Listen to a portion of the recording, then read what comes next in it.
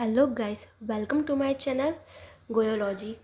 यहाँ पे मैं आपको यूपीएससी के ऑप्शनल सब्जेक्ट जो लॉ है उसके प्रीवियस ईयर पेपर सॉल्व करवा रही हूँ 2019 के। यहाँ पे इस बार क्वेश्चंस का मेन टॉपिक है right to privacy and case Puttaswamy case. अगर आपको मेरा चैनल पसंद आता है तो आप उसे सब्सक्राइब जरूर करें और वीडियो को एंड तक देखें। अगर आपको मेरा पूरा वीडियो पसंद आता है तो उसे लाइक ज़रूर करें। अगर आपको मेरी वीडियो में कोई कमी नज़र आती है तो उसे डिसलाइक करने का भी पूरा आपको अधिकार है, लेकिन कमेंट सेक्शन में ये ज़रूर बताएं कि आपने उसको डिसलाइक क्यों किया। तो हमारा क्वेश्चन है right to privacy is protected has an intrinsic part of life and personal liberty enshrined under article 21 of the constitution of India. Elucidate this statement in the light of the decision of justice K S Puttaswamy union of India. तो निजता का अधिकार हमारे भारत के संविधान के अनुच्छेद 21 के अंतर्गत वर्णित प्राण और दैहिक स्वतंत्रता के एक अंतर्भूत अंग के रूप में संरक्षित है। ठीक है, क्या बोला गया कि जो राइट टू प्राइवेसी है वो हमारे आर्टिकल 21 के अंदर लाइफ एंड पर्सनल लिबर्टी के अंदर संरक्षित है। इस कथन को हमको केएस पुट्टास्वामी केस से एक्सप्लेन करना है। तो हम पहले इसके की पॉइंट्स निकाल लेते हैं, जैसे अभी तक हम हर क्वेश्चन में निकालते आए। इसके दो की पॉइंट्स है right to privacy and K S Puttaswamy union of India. तो पहले हम राइट टू प्राइवेसी के बारे में बात करते हैं। Right to privacy, the Supreme Court said की स्पेलिंग गलत है। The Supreme Court said in MP Sharma and Kharak Singh case in the framers of the Indian Constitution have not limited the right to privacy within the purview of the fundamental right। जो हमारे supreme court है उसने MP Sharma और खरक सिंह के case में already कह चुकी है कि जो हमारा इंडियन कॉन्स्टिट्यूशन जिन लीडर्स ने बनाया, फ्रेम किया, उन्होंने राइट टू प्राइवेसी का उसमें कोई जिक्र नहीं किया, बिल्कुल भी इसको फंडामेंटल राइट में इसको इंक्लूड नहीं किया राइट टू प्राइवेसी को। तो क्या राइट टू प्राइवेसी हमारे इंडिपेंडेंस के बाद अगर उन्होंने ऐसा नहीं किया तो क्या राइट टू प्राइवेसी हमारी ख़त्म हो चुकी थी? क्या हमको राइट टू प्राइवेसी का कोई अधिकार नहीं था? नहीं, ऐसा कुछ नहीं था।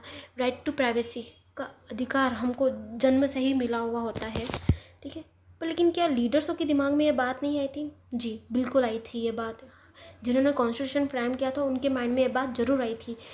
यहाँ तक कि जो जवाहरलाल नेहरू जी थे उन्होंने अपनी फाइल, जिसे नेहरू पैक्ट के नाम से जाना जाता है, नेहरू डॉक्यूमेंट्स के नाम से जाना जाता है, उन्होंने उस फाइल में राइट टू प्राइवेसी की बात कही थी। और डॉक्टर अंबेडकर जी ने भी, जिन्होंने पूरा कॉन्स्टिट्यूशन को चेयर किया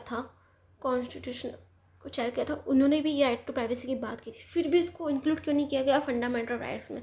क्योंकि बहुत से जो दूसरे लीडर्स थे उनका ये कहना था कि अगर राइट टू प्राइवेसी को फंडामेंटल राइट घोषित कर दिया जाता है या फ्रेम कर दिया जाता है उसमें कॉन्स्टिट्यूशन में राइट टू प्राइवेसी को,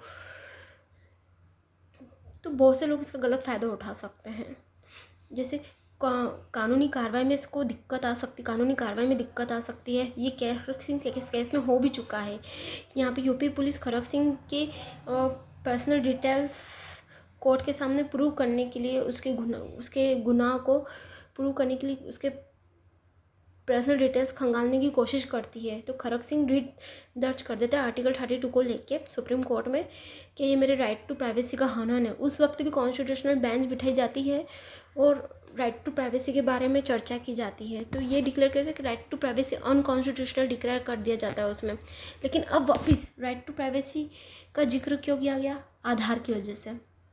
यहाँ पे आधार का केस क्यों उठता है? 2010 में आधार मैंडेटरी कर दिया गया पूरी कंट्री में, और यहाँ तक कि गवर्नमेंट ने इसको स्कीम्स के साथ भी जोड़ दिया।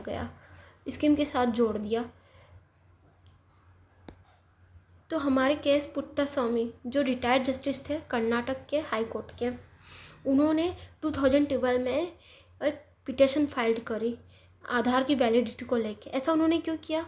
यहाँ पे हम इश्यू पढ़ लेते हैं। हाँ, मैं आपको एक बात और बताना भूल गई। ये सिर्फ राइट टू प्राइवेसी की जो बात थी, जो सुप्रीम कोर्ट ने की थी MP शर्मा और खरक सिंह के केस में, ये बात जो अटॉर्नी जनरल ऑफ इंडिया थे हमारे, जो लीगली प्रेजेंट करते हैं पार्लियामेंट को, गवर्नमेंट को, सुप्रीम कोर्ट ने, उन्होंने भी यही बात की थी कि constitution right to privacy unconstitutional है और ये फ्रेम नहीं है कॉन्स्टिट्यूशन में। अटॉर्नी जनरल ऑफ इंडिया कौन सा आर्टिकल के तहत आता है? आर्टिकल 76 के तहत, याद रखिएगा। आर्टिकल 76 के तहत अटॉर्नी जनरल ऑफ इंडिया आता है। प्रेसिडेंट को अधिकार होता है अटॉर्नी जनरल ऑफ इंडिया चुनने का और लीगली पार्लियामेंट को रिप्रेजेंट करने का। तो आधार कार्ड को लेके रिटायर्ड जज के पुट्टा स्वामी ने पिटीशन सुप्रीम कोर्ट में दाखिल करी आधार की वैलिडिटी को लेके। क्यों? क्योंकि आधार जो अप्लाई किया गया था, फर्स्ट आधार कब बना था? 2010 में। आधार जो अप्लाई किया गया था वो पार्लियामेंट में बिना डिस्कशन किए, बिना बिल पास किए उसका गवर्नमेंट स्कीम से जोड़ दिया गया और मैंडेटरी कर दिया गया। उसमें बायोमेट्रिक आइडेंटिटी सिस्टम्स थे, मतलब हमारी जो आई एंटीना की स्कैनिंग थी वो थी, उसमें हमारा फेस रिकग्नाइजेशन था पूरा, हमारे हाथों की और थम्स की प्रिंट थी उसमें। तो बहुत सा पर्सनल डाटा था इसमें हमारा। तो प्रॉब्लम कहाँ थी? प्राइवेसी को लेके। इसमें सब इंसान की ये प्राइवेट चीज़ें होती हैं, स्कैनिंग। इस डाटा को लेके मिसयूज़ भी किया जा सकता है क्योंकि इस डाटा का यूज़ प्राइवेट कंपनियां भी करने लगी थी। कैसे मिसयूज़ किया जाता है? एक अभिमन्यु नाम की मूवी है साउथ की, वो बहुत फेमस है। उसमें आपको पूरा बताया जा सकता है कि इंसान की फिंगरप्रिंट्स को लेके कैसे उसका मिसयूज़ किया जाता है, उन फिंगरप्रिंट्स के डाटाओं का कैसे मिसयूज़ किया जाता है। उस मूवी में पूरा बताया है कि डाटा का किस तरह से मिसयूज़ किया जाता है। आप जाके देख सकते हैं, आपको अच्छे से ये चीज़ मूवी में समझ में आ जाएगी। और गवर्नमेंट ने मैंडेटरी कर दिया था कि जितनी भी गवर्नमेंट वेलफेयर स्कीम से बेनिफिट्स हैं उसमें आधार ऐड होना ज़रूरी है। बिना आधार के आपको वो स्कीम्स प्रोवाइड नहीं होगी।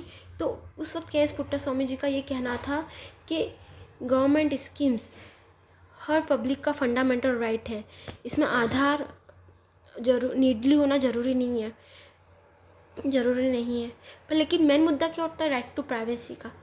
यहाँ पे कि राइट टू प्राइवेसी क्या हमारे कॉन्स्टिट्यूशन में है या नहीं, इसको पहले भी अनकॉन्स्टिट्यूशनल डिक्लेयर कर दिया गया है।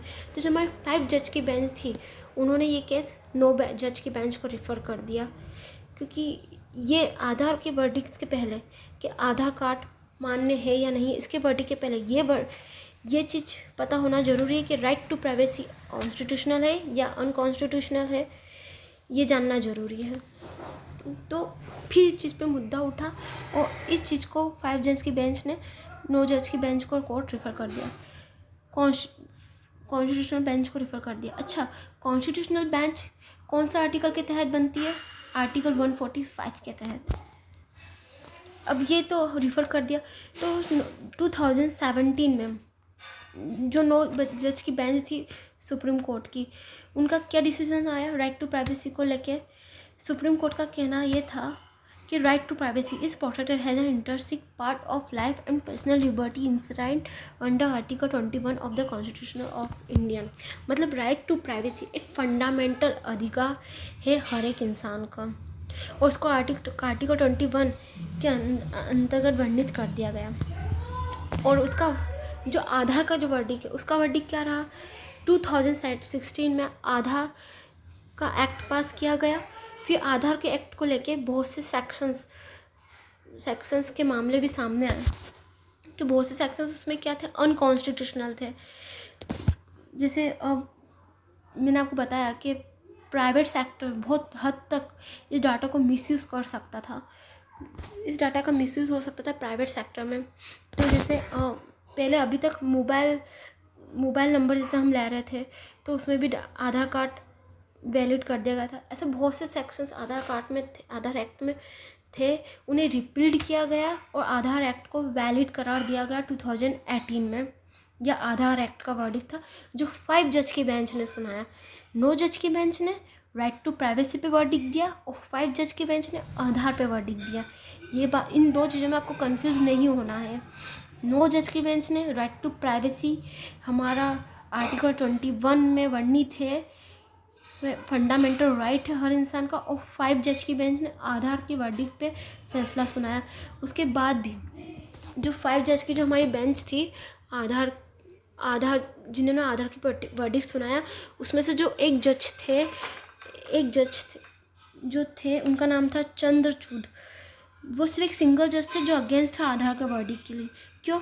क्योंकि उन्हें आधार अनकॉन्स्टिट्यूशनल लग रहा था और वो अभी भी उनको राइट टू प्राइवेसी का हनन लग रहा था। सिर्फ वही थे जो आधार की वर्डिक्ट के अगेंस्ट थे। उसके बाद भी 7 लोगों ने इस पर जुडिशल रिव्यू डाला, लेकिन वो जुडिशल रिव्यू खारिज कर दिया गया। अगर आपको मेरा चैनल पसंद आया है, वीडियो पसंद आया है, तो इसे लाइक एंड कमेंट जरूर करें, सब्सक्राइब भी करें। ऐसे में मोर वीडियोस आगे लेके आने वाली हूँ। मैंने आपको इसमें एक्स्ट्रा इन्फॉर्मेशन दी जो शायद ही आपको दूसरी वीडियोस में मिलेगी, और मैंने इसे बहुत मेहनत करी है, तो आप प्लीज़ इसको लाइक ज़रूर करिएगा। Thank you.